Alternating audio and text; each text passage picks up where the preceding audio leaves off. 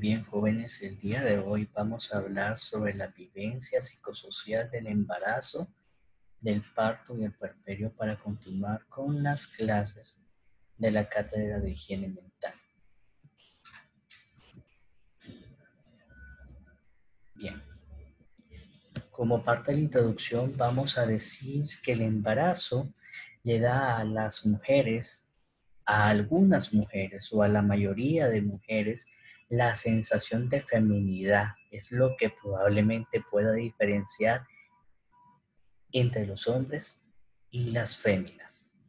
Otro sentido del embarazo es la sensación de omnipotencia, porque son las mujeres las únicas que pueden dar vida en este planeta. E incluso por ahí hay un dicho popular, que en la vida hay que escribir un libro, hay que sembrar un árbol y tener un hijo para dar la sensación de inmortalidad. Y recordarán que en algunas familias se preserva, por ejemplo, el nombre de la madre o el nombre de los abuelos o el nombre de los padres para mantener esa sensación de inmortalidad y dejar una huella plasmada en esta existencia cuando partamos.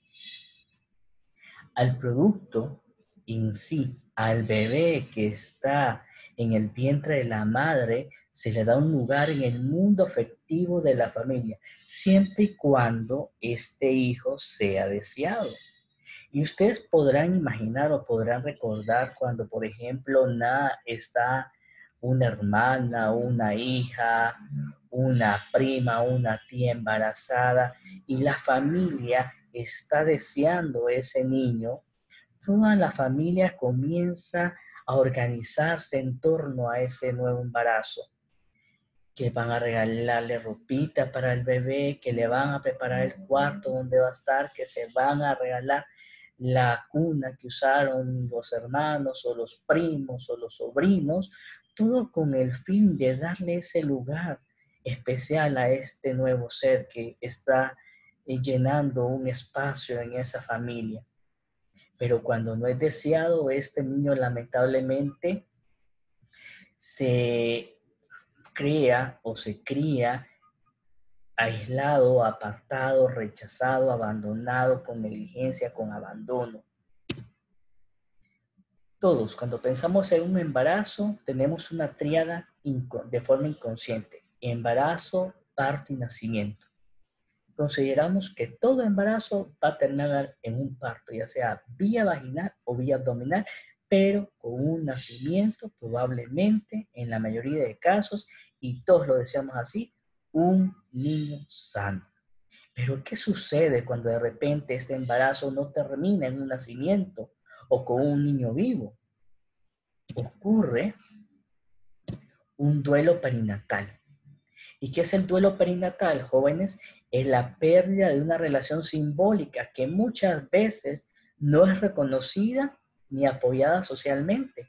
A veces la gente, cuando una madre pierde un bebito, un óbito, un aborto o un neonato, le dicen: ten otro hijo, adopta un hijo, embarázate de nuevo, compra un cachorrito, pensando así que va a sustituir a ese bebito perdido. O les pueden hacer el comentario: bueno, vale más que lo perdiste ahorita, que solo tenías 8, 10, 12, 20 semanas, que no lo conociste, que no lo cargaste. Pero realmente esta mujer lamentablemente está viviendo ese duelo por una pérdida simbólica. Probablemente la gente, la familia, la pareja inclusive, no va a poder entender el dolor que le puede causar esta pérdida. Bien. Sabemos que todo embarazo tiene objetivos. ¿Y cuáles serían los objetivos del embarazo? Pues tenemos objetivos biológicos y psicosociales. ¿Cuáles serían entonces los objetivos biológicos? Un parto autóxico. Todas las mujeres, aunque ahí en la hora y parto pidan una cesárea, quieren tener un parto eutóxico, un parto normal, por vía vaginal. Que ya pidiendo esos, entre comillas, sueros abortivos o que pidan una cesárea, la mujer está biológicamente capacitada, la mayoría de ellas, para tener un parto por vía vaginal. Obviamente ustedes conocerán cuáles son las contraindicaciones de un parto vía vaginal. Todas las mujeres, o una función, un objetivo biológico del embarazo es tener un hijo vivo, un nacido vivo y sano. Alejémonos de esas imágenes de marketing del bebé ceteco, del niño Herbert, que piensan que el niño sano tiene que ser gordito, tiene que ser rubio, ojitos azules, porque realmente una mujer ahí en trabajo de parto, después de parir, no anda preguntando si el hijo es ojos azules o es rubio o es blanco. Ella lo que quiere saber es si está llorando, quiere verlo, que tenga sus deditos completos, los deditos de los pies, los deditos de las manos, su ano, y que llore, que esté sano. Y aspectos psicosociales, objetivos psicosociales del embarazo, la aceptación del rol materno por parte de la mujer y una actitud materno-fetal positiva. Va a determinar si esta mujer se va a adaptar o no a dicho embarazo.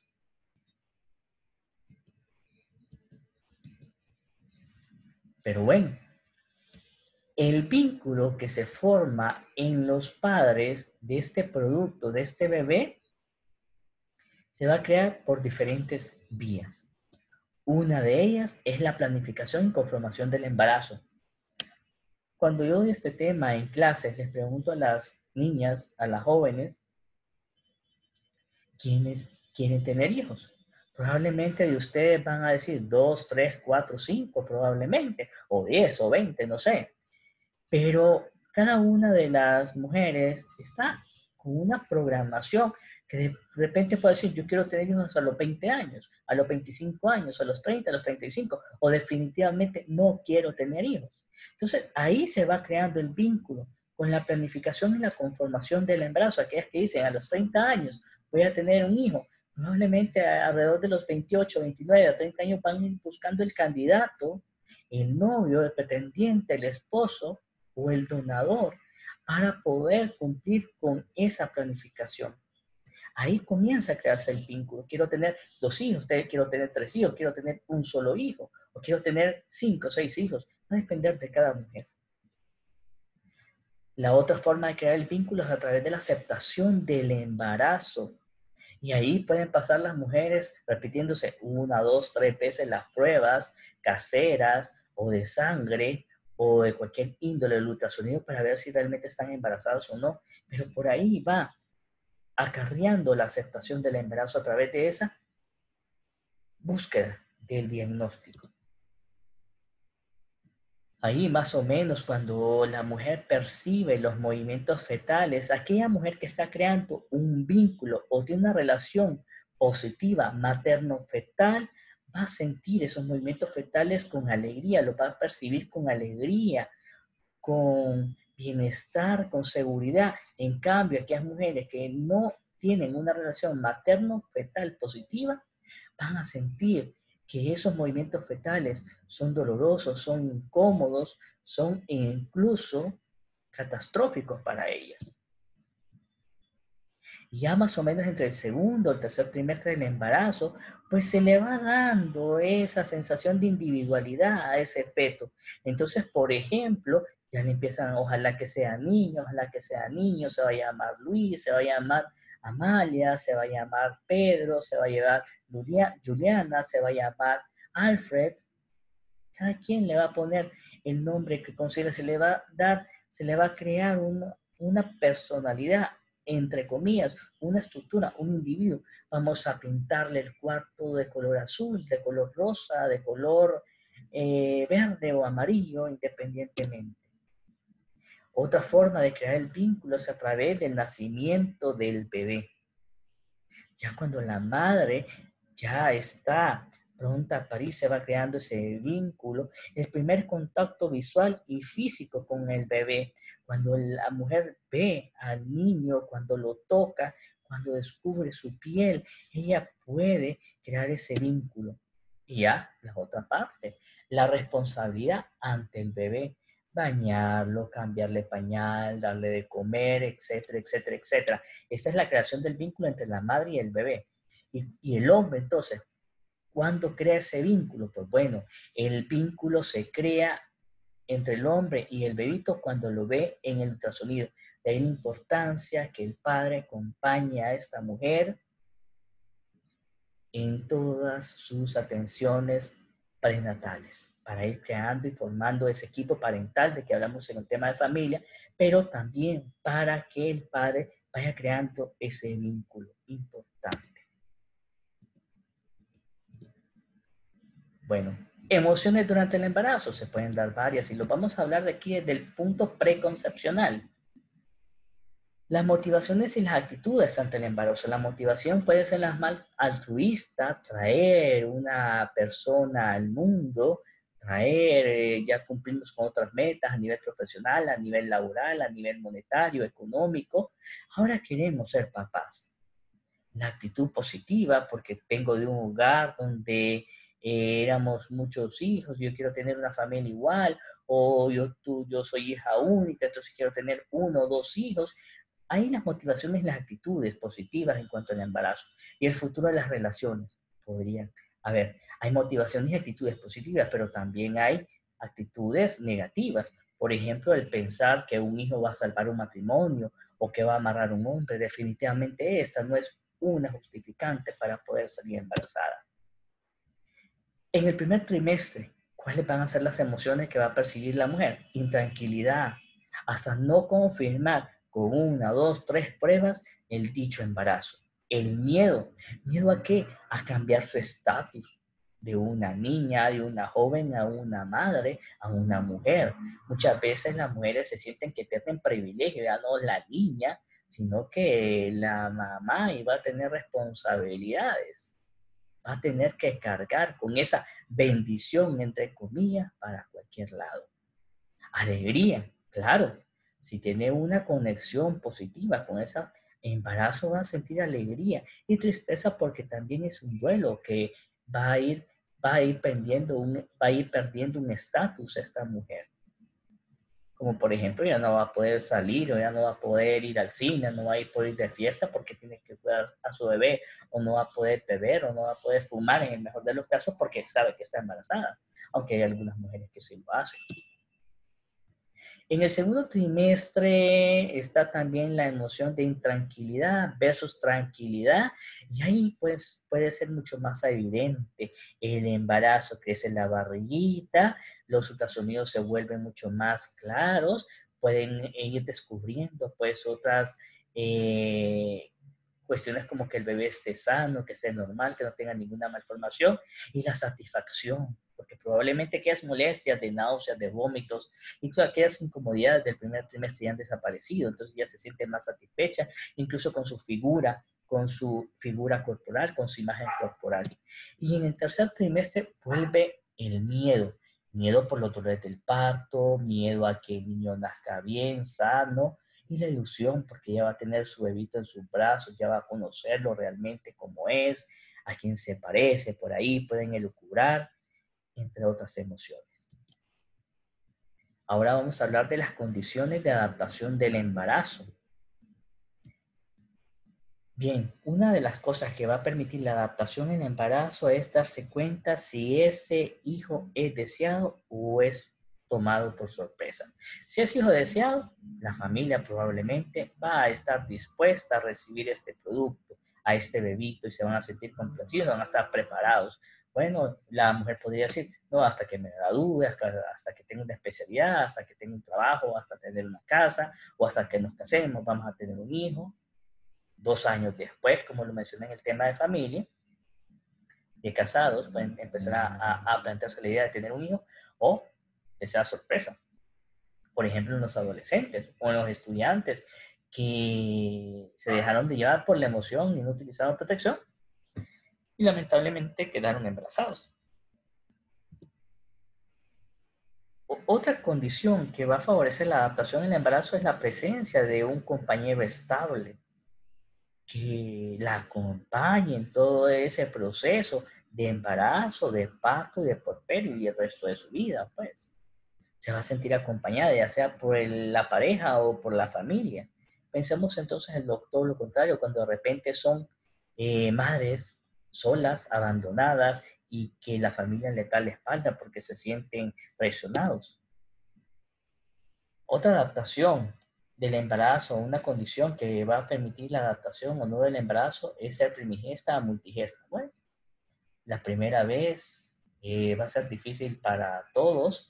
Por ejemplo, la primera vez que entramos al internado, la primera vez que atendemos un parto, la primera vez que damos una clase virtual o que recibimos una clase virtual. Pues así es, con la primigesta tiene muchos fantasmas, muchos temores, y la multigesta probablemente ya ha pasado, aunque no todo embarazo ni todo parto es igual, pero ya tiene una experiencia anterior.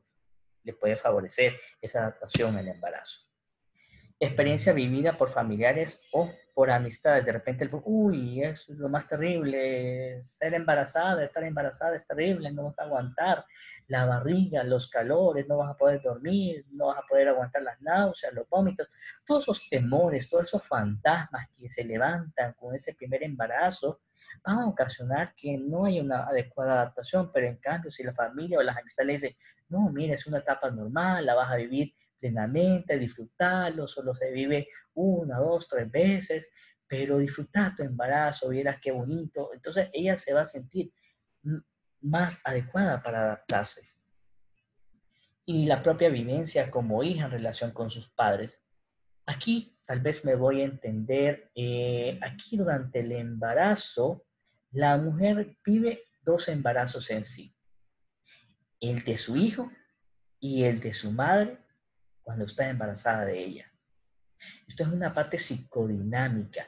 Si la mamá, siendo yo mujer, yo estoy embarazada, yo probablemente voy a traer a mi mente de forma inconsciente experiencias, vivencias de mi mamá cuando estaba embarazada de mí, considerando que yo fuese una mujer. Entonces esto va a depender de esa memoria escondida o inconsciente que está dentro de mi mente, esa que de la cual habla el psicoanálisis, el inconsciente, el que habla Freud y otros estudiosos de esta área del psicoanálisis.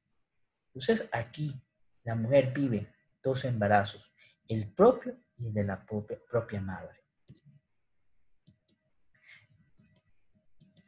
Entonces, durante la gestación se pueden identificar tres periodos críticos generadores de estrés. ¿Y cuáles son estos? La percepción del embarazo y conformación del mismo es un periodo generador de estrés importante, ya sea porque sea deseado o no deseado. La percepción de los movimientos fetales, que pueden ser agradables o desagradables de acuerdo a ese vínculo que se ha creado, y la inminencia del parto, los dolores. Bien. ¿Y cuáles son las condiciones para una inadecuada adaptación al embarazo? Pues probablemente aquí lo opuesto a lo que vimos en las diapositivas anteriores, pero también que la mujer tenga menos de 18 años, porque su psiquis, su cuerpo probablemente no está completamente desarrollado para traer un ser vivo al mundo. Pues mujeres sin pareja estable o que su pareja sea disfuncional o que sean víctimas de violencia, de maltrato, de negligencia, esto va a causar una inadecuada adaptación al embarazo. Una multigesta, pensemos en una gran multípara con 5, con 6, con 7 embarazos, lamentablemente ya no va a estar en buenas condiciones.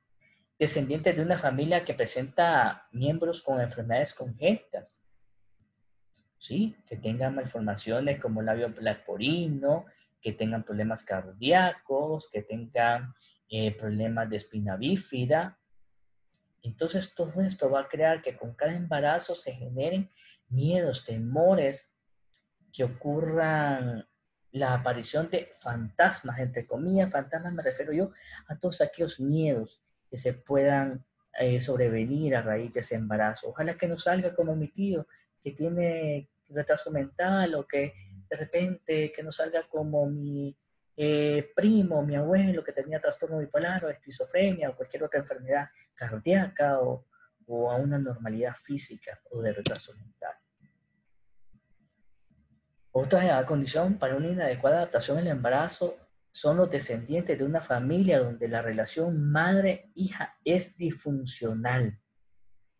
Importante aquí porque realmente la madre, esta futura madre no tiene un buen referente, una buena madre que la pueda orientar en relación a esa situación de embarazo, ni la atención del hijo, porque lamentablemente no tuvo un buen ejemplo. Mujeres con antecedentes de patología psiquiátrica, hay alguna literatura que menciona que el embarazo protege a la mujer para que no desarrolle enfermedades mentales, pero también recordemos que es un factor estresor importante. Entonces una mujer puede tener esa situación que pueda llevar a una descompensación de su enfermedad de base. Y una mujer sin apoyo familiar también puede provocar una adecuada adaptación al embarazo. ¿Qué pasa durante el parto? Entonces, ya pasando esos 3 trimestres, que la mujer viva este trabajo de parto en soledad, como la mayoría de veces en los hospitales públicos de Honduras, o que la viva acompañado por la pareja, por la madre, por la hermana.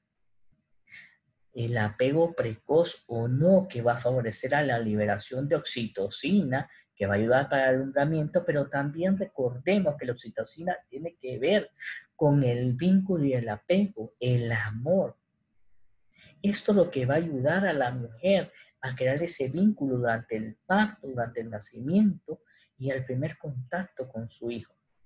Y la otra que puede suceder durante el parto, que sea un parto vaginal o un parto por cesárea. Y a veces en los hospitales públicos, ustedes probablemente tengan la experiencia, en aquellos tiempos cuando yo llevé el internado, a las mujeres lamentablemente no se les explicaba por qué la iban a llevar a cesárea después de un trabajo de parto que no llevó al nacimiento. Entonces, que tenga sufrimiento fetal el producto o alguna normalidad o preeclampsia. Entonces se le lleva a la mujer a quirófano, a sala de operaciones, sin ninguna explicación y esto puede generar aún más angustia. Estas imágenes que ustedes pueden ver ahí probablemente están relacionadas con las mejores condiciones para la atención de un parto. Ojalá algún día en nuestro país podamos tener unas salas como esas. Bien, hay factores que modifican el miedo durante el parto. El grado de confianza que la paciente haya desarrollado con el equipo médico. Aquí la importancia, por ejemplo, de que el médico que atiende su cuidado prenatal sea el mismo que atienda su embarazo, para que ella conozca a ese pediatra, que conozca a esa ginecóloga o ginecólogo y también que conozca el área de labor y parto donde va a tener. Eso sería lo ideal. Las experiencias previas, a veces la familia o las amistades, uy, vieras, qué terrible el parto. Es lo peor, sentís que te van a, que se te va la vida, que es un dolor terrible, que es lo peor que te pueda pasar. Entonces, lamentablemente, la mujer va a sentir miedo, mucho temor a esa experiencia de parto. Incluso otras le pueden decir, no, fíjate que rapidito tenés, va a ser en un 2x3, ya está el nene afuera y se te va a olvidar todo el dolor cuando tengas contacto con ese bebito. Eso puede ayudar a disminuir la ansiedad y el temor. La presencia o ausencia de un familiar, que lo había mencionado en las diapositivas anteriores, es importante ese nexo, ese vínculo. Y el nivel de tolerancia al dolor. Hay mujeres que toleran más dolor que otras. Entonces, ahí va a ser un factor importante que reduzca o aumente el miedo durante el parto. Bien. ¿Y hay trastornos postparto? Lamentablemente sí hay trastornos postparto. Pero ¿qué pasa? Algunas veces no son considerados como una enfermedad, sino que se pueden considerar como parte de ese proceso normal de adaptación a la nueva etapa de vida, al cuidado del bebé. Entonces, muchas veces esta sintomatología suele atribuirse a una dificultad en la capacidad de la madre de adaptarse a su nuevo rol y por eso son subdiagnosticados. Trastornos mentales postparto que podemos tener. La depresión postparto o baby blue. Esta se puede presentar de 2 a 5 días postparto con una incidencia variable. Van a haber síntomas depresivos como anedonia, descuido de la imagen personal, aislamiento social, llanto fácil. La mujer se va a abandonar, se va a aislar de los demás, no va a querer comer, va a tener dificultades para dormir y hay poca interacción con el recién nacido. Esta probablemente es una de las más frecuentes y van a ser transitorias, probablemente, más de alguna mujer, alguna conocida suya o algún familiar pudo haber pasado por esto. Pero hay cuadros más graves como la psicosis puerperal. Y aquí se suma al cuadro depresivo la psicosis con alucinaciones, con ideas delirantes, con conductas agresivas, con inquietud motora, con fuga del entorno. Incluso pueden haber ideaciones suicidas o ideaciones parricidas o infanticidas. Aquí se necesita un tratamiento específico, un internamiento en un hospital psiquiátrico para manejar este cuadro severo porque esta mujer no está en condiciones de cuidar a su bebito y dejarla al cuidado del bebé representa un riesgo tanto para la vida, para ella, como para el propio bebito. Esto puede ocurrir entre los 10 a 14 días del puerperio. Y el tercer aspecto de los trastornos mentales del posparto se puede considerar la enfermedad psiquiátrica preexistente, como el trastorno bipolar, como la esquizofrenia, como la depresión, y se va a manifestar probablemente en el rechazo manifiesto hacia el recién nacido. Y estas mujeres deben de tener un control durante el embarazo y el posparto de esas enfermedades mentales para reducir el riesgo de descompensación, como lo había mencionado antes. ¿Y cuáles serían los factores de riesgo de un trastorno mental postparto? Pues las mujeres que presentan dificultades en la relación de pareja, estamos hablando de una pareja inestable, una relación disfuncional, podemos hablar de parejas que consumen drogas, acontecimientos familiares desgraciados, muertes, pérdidas de trabajo, que se le queme la casa, que hayan accidentes dentro de esa familia, enfermedades, ese tipo de cuestiones pueden provocar ese empeoramiento del trastorno mental durante el posparto. Dificultades laborales o económicas, soledad, aislamiento y alejamiento de la familia. Por ejemplo, estas mujeres que van embarazadas en esas caravanas que lamentablemente corren el riesgo de perder a su bebito, de parir en medio de alguna frontera, en alguna situación incómoda. Entonces esto va a llevar a un mayor riesgo de enfermedad mental. Dificultades y conflictividad con la propia madre, por lo que yo les mencionaba antes, que de repente no tienen el mejor ejemplo, y problemas somáticos relacionados con el embarazo. Y ya para finalizar, el abordaje integral del embarazo, parto y puerperio. En condiciones ideales se debería de realizar una intervención multimodal. ¿A qué se refiere esto? Que hay un acompañamiento. Papá y mamá deben ir juntos al control de embarazo prenatal, a los ultrasonidos, a la realización de exámenes, a todo eso. El papá debe acompañar a esta mujer embarazada. Cuidados compartidos. No es que el hombre va a ayudar a cuidar al bebito en la noche, no. Es que el hombre va a compartir los cuidados a él, va a funcionar, va a tener funciones de maternaje. Este es un apartado que no hablé en el tema de familia. Yo como hombre puedo tener funciones de maternaje, como por ejemplo hacerle el pepe al bebé, bañarlo, cambiarle, cargarlo, sacarle el aire, llevarlo al pediatra, cargar la bolsa con sus pañales y la leche. Y el paternaje puede ser realizado por una mujer, como por ejemplo enseñarle a jugar fútbol al niño cuando esté grande, enseñarle a pelear, entre comillas, hacer a todas aquellas actividades que probablemente considerábamos que por cuestiones culturales solo son ejercidas por el hombre o por la mujer. Cuidados compartidos, que el hombre también se desvele con el bebito. Ayuda práctica por las abuelas, por las tías, por las hermanas que ya tienen hijos. Enseñarle a la mujer primeriza, entre comillas, a cuidar del niño, a lavarle los pepes, a prepararle la leche, a cómo darle pecho, cómo sacarle el aire, cómo identificar cuando el niño tiene hambre, cuando tiene frío, etcétera, etcétera. Pero cuando estos tres aspectos no son suficientes, entonces se necesita una intervención psicosocial. La trabajadora social, el trabajador social, la enfermera profesional o auxiliar, enseñarle a esta pareja primeriza cuáles serían los principales cuidados que deben de tener con este bebito. Y si la cuestión está muy difícil, que sea una familia disfuncional, entonces la terapia familiar para poderles ayudar a corregir a temprana edad para que no hayan consecuencias mayores a lo largo de esa creación de la familia. Y en casos severos donde haya psicosis o agitación o riesgo de suicidio o de homicidio parricidio, la hospitalización. Bueno, jóvenes, con este terminamos el segundo o tercer tema de esta clase de higiene mental que aborda el tema de embarazo, parto y puerperio.